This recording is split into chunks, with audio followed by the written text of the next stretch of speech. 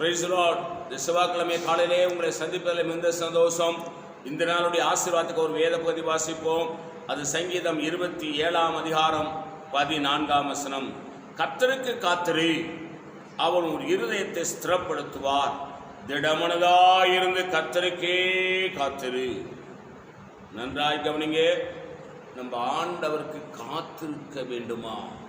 நம்முடைய ஜெபங்களை விண்ணப்பங்களை எடுத்துக்கொண்டு தனி அறையிலே தேவ சமூகத்தில் முழங்கால் படியிட்டு நமக்கு பதில் தரும் வரை, நம்முடைய சத்தத்திற்கு செவி கொடுக்கும் வரை நாம் காத்திருக்கணும்.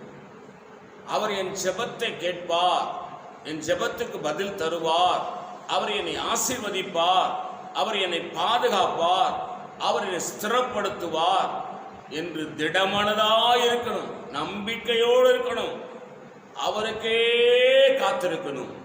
நிச்சயமாய் நம்மளை ஆசீர்வதிப்பார்.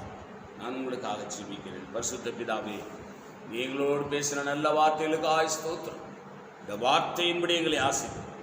இயேசுவின் நாமத்தில் வேண்டிக் கொள்கிறோம் பிதாவே, ஆமேன். God bless you. கர்த்தர் உங்களை ஆசீர்வதிப்பாராக. ஆமேன்.